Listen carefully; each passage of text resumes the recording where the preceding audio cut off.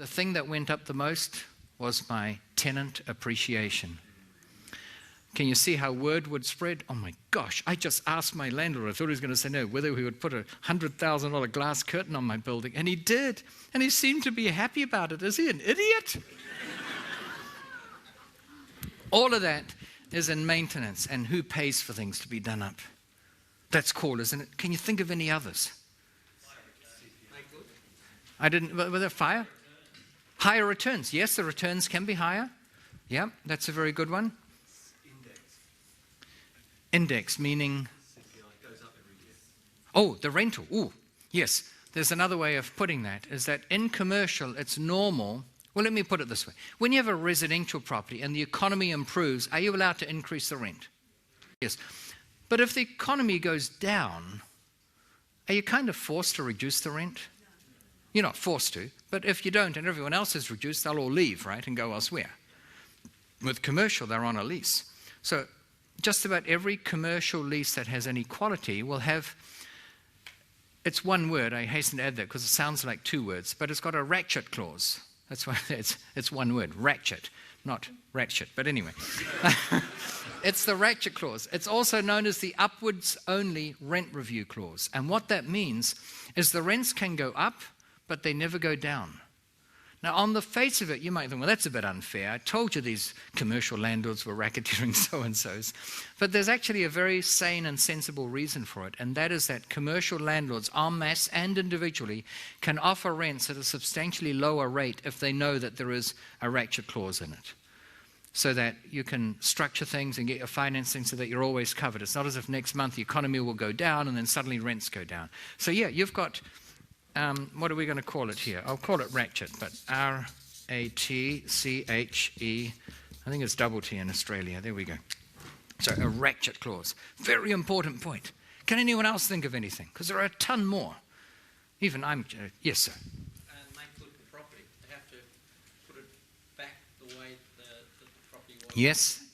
Who hasn't had a residential tenant, if you haven't, you're blessed and lucky, but who hasn't had one, where you walk in at the end and it's been so destroyed, it's almost soul destroying.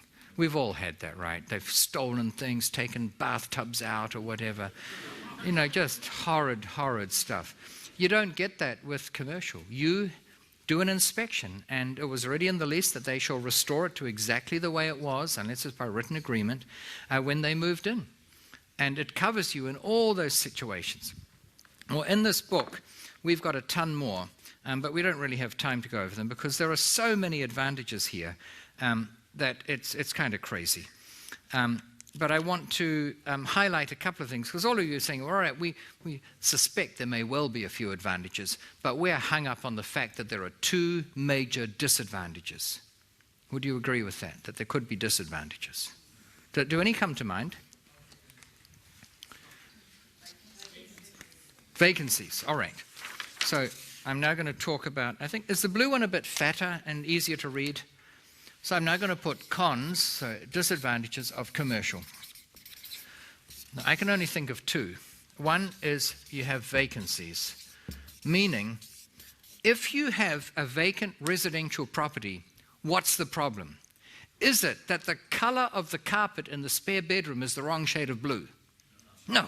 Is it that the aspect of the kitchen window relative to where the sun rises in winter is off? No. What's the problem? The rent's too high. Drop the rent. Do you do weekly here in New South Wales? All right. So drop it by 50 or 100 a week or 200 depending on the price point, and you'll get a tenant. There's always someone willing to rent a place at market rentals. Would you agree with that in general? Sometimes demand exceeds supply and the rents creep up, and sometimes supply exceeds demand and the rents creep down. But you can always get a tenant by adjusting the rent. With commercial, you might have a brilliant commercial, and even if you halve the rent, you can't get it, because the property is ideally suited to making telex machines. All right, a lot of you are not even old enough to know what they were. A lot of these properties are ideally suited to making fax machines.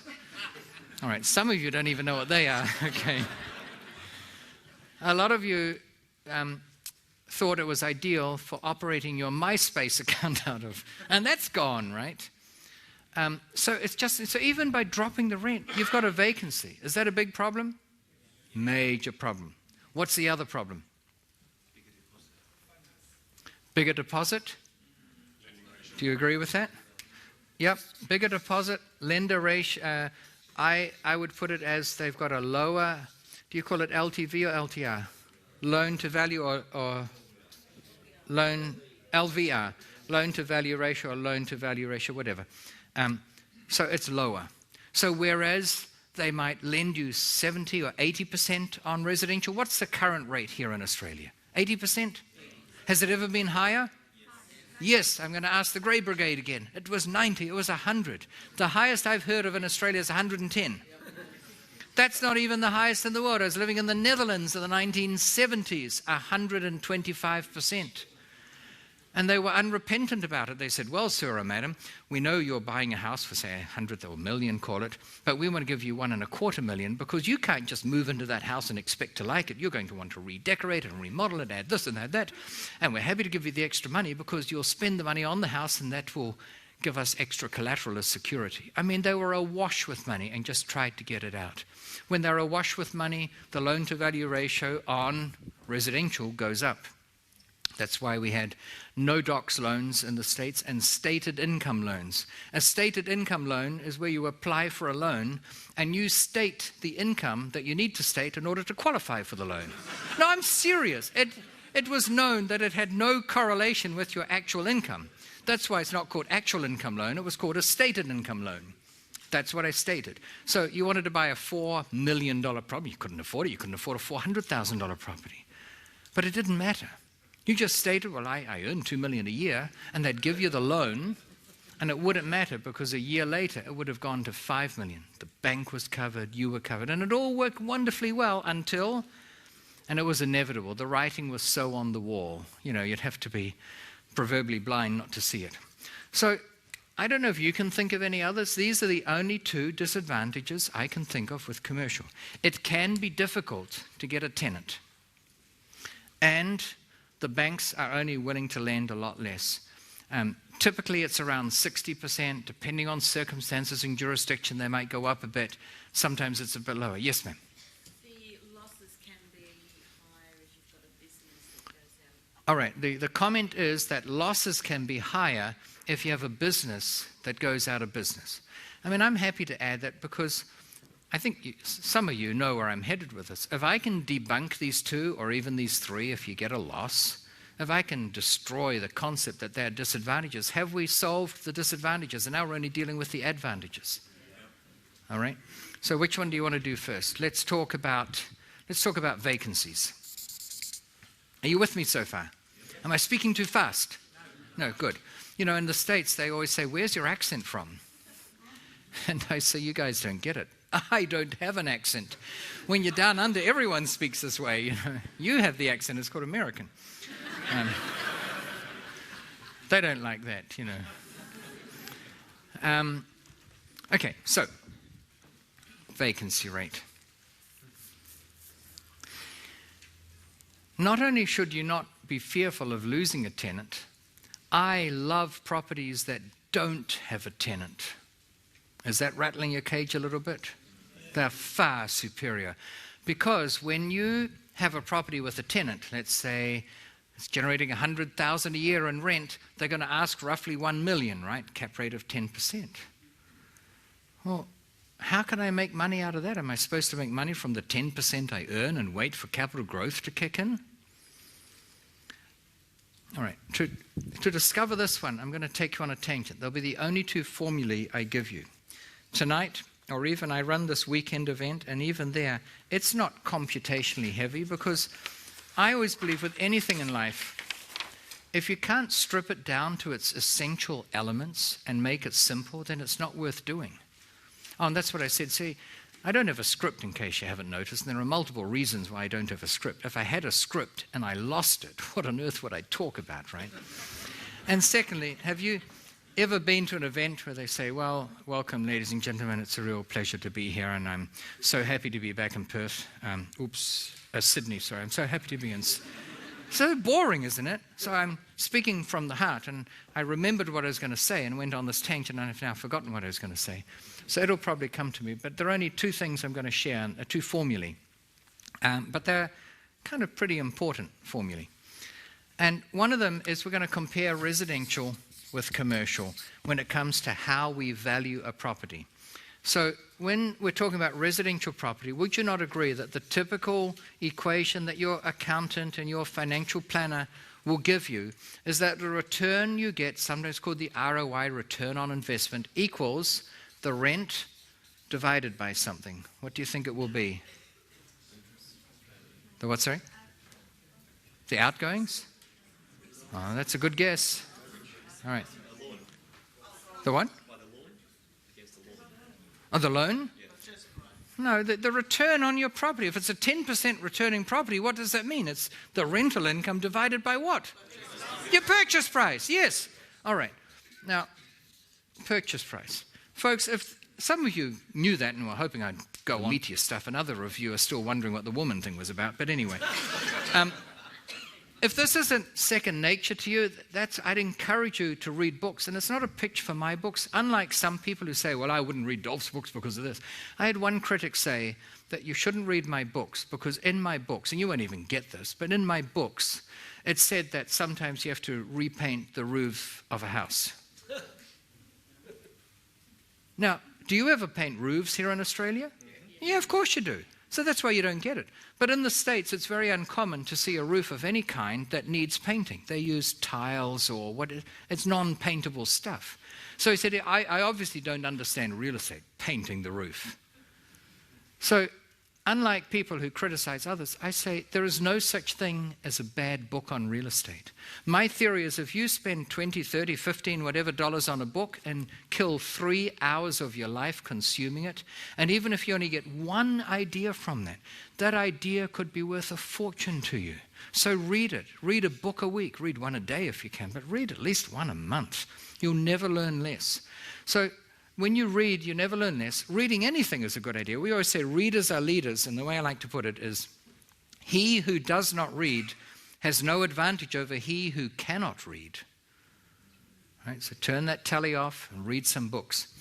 So if this wasn't second nature, the return of any investment, you invest in something, in an ostrich farm, what are the returns? It's the income you generate from it by selling ostrich, can't think of the thought right now, but ostrich meat and eggs and all that sort of thing, and you divide it by the cost of acquiring the ostrich farm. That's the return. So return on residential property is rent divided by the purchase price. If that's not second nature, you've got to read some more, go to courses, all the courses. Go to all of Stuart's programs. He puts on an incredible range. I sat through the entire series. It's mind-boggling. It's great. So this is standard in residential, but here's an interesting thing about residential, which is another advantage of commercial. Who determines the rent? Can the landlord decide what the rent will be in his or her sole discretion? No. I mean, you can show, I want $10,000 a week for that, but you're not going to get it. In essence, it's the market. Would you agree? So the market determines this factor here. And who determines the purchase price of a property? The market. There are exceptions, folks, and part of the trick when you do residential is to find those exceptions. How can you buy distressed properties from banks or something?